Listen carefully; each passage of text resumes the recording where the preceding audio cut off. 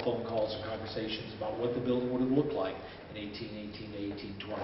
And I think he did a pretty good job here. There are a couple errors, clear errors.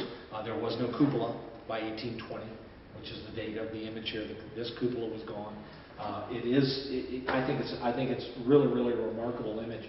And again, what's important is the building's relationship to the water. So it's my hope to eventually create some either we start our tours here and we lead people down to the Provost dungeon, because that's the guided tour part of it. And what we're going to do, and if you remember last year we tried this over the winter, we actually, Phil did this, and I think Eleanor, you might have done it too, where we actually met people up here by the post office.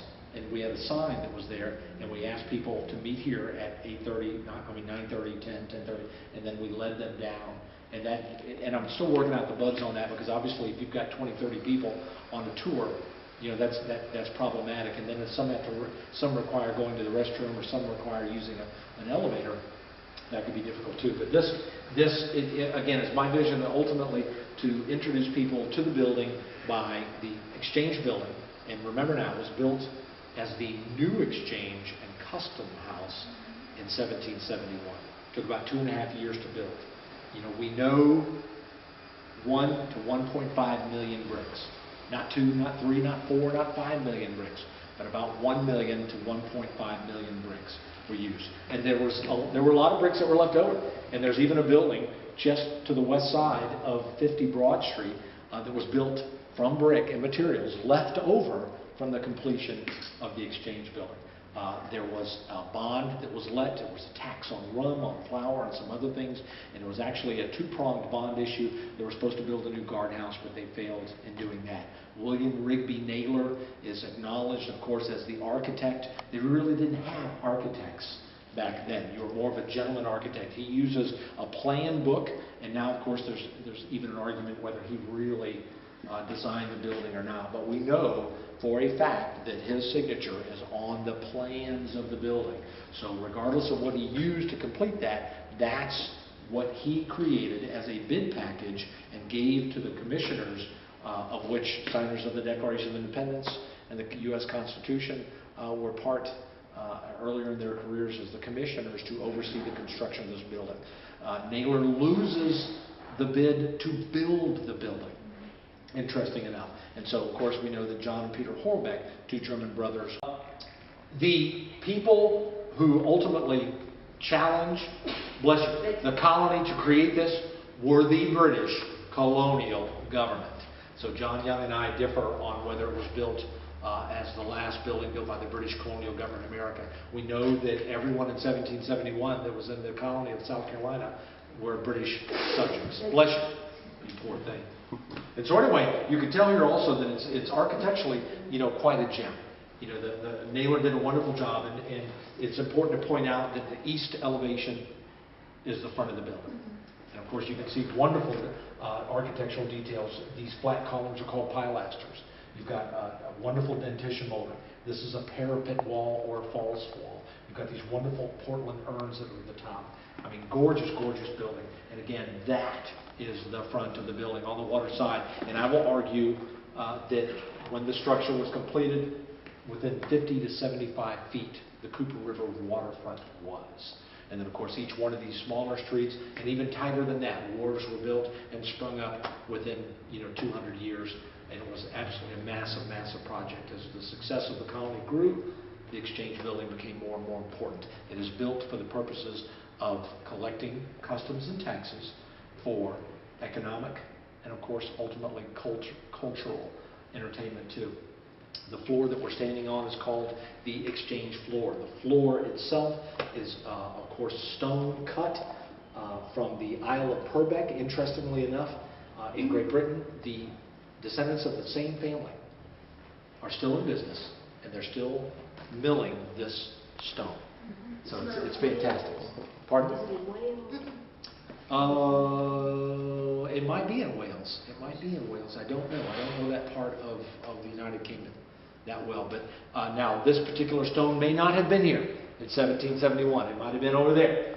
But during the 1976 to 1981 conservation to recreate the New Exchange in Provost, actually bring it back to what they were describing in letters as its original colonial glory. The builders went around and collected as much of the original product as they could. And so, Charlestonians being Charlestonians, and ultimate preservationists, some of the best preservationists on the East Coast, they stockpiled these stones, and ultimately they were recovered and brought here. You can also find some on the High Battery. As a matter of fact, on the sidewalk in front of 1 East Battery, Purbeck stone around there. So I can't help but think that it's just extra stone that was brought over and ultimately was used for different purposes too. But important here, as we walk this way with me, gang, I'd like to bring folks, and if we stand right here, it's important to note that the exchange floor was an open arcade. And that's hard to relate to individuals. You're like, what?